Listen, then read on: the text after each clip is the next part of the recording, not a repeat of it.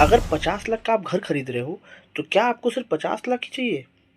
तो आप गलत सोच रहे हो। आमतौर पर लोग ये सोचते हैं कि 50 लाख का घर खरीदने के लिए सिर्फ़ 50 लाख रुपए की ज़रूरत है, पर ऐसा नहीं होता। उस घर को खरीदने के लिए कुछ एडिशनल खर्चे भी होते हैं। जैसे पहला, स्टैम्प ड्यूटी। ये वो टैक्स है जो आप सरकार को देते हो जब आप कोई प्रॉपर्टी या घर खरीद रहे होते हो। आमतौर पर ये प्रॉपर्टी के वैल्यू का 5 से 7% होता है।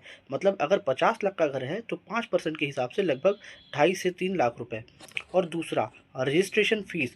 उस प्रॉपर्टी को आपके नाम रजिस्टर करने के लिए जो फ़ीस लगती है, उसको रजिस्ट्रेशन फ़ीस बोली जाती है। उस वो भी लगभग प्रॉपर्टी की कीमत का 1% होता है, लगभग मान लो 50 लाख का 1% 50,000। तीसरा, लीगल वेरिफिकेशन और एडवोकेट की फ़ीस। जो आप पेपर्स बनवाओगे, उसमें जो एडवोकेट रहेगा उसकी भी फ़ीस रहेगी लगभग 30 से 40,000 रुपए।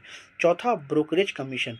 अगर आप किसी ब्रोकर के थ्रू, किसी एजेंट के थ्रू प्रॉपर्टी ले रहे हो, तो उसकी भी कमीशन होती है लगभग प्रॉपर्टी के वैल्यू की 1%। मतलब 50 लाख का 1% तो 50,000। और पाँचवाँ, लोन प्रोसेसिंग फ़ीस। अगर आप लोन लेके घर या प्रॉपर्टी खरीद रहे हो, तो उस लोन प्रोसेसिंग की भी फ़ीस लगती है, जो कि बैंक लेता है 25 से 30,000 रुपए। तो रूल एकदम सिंपल है।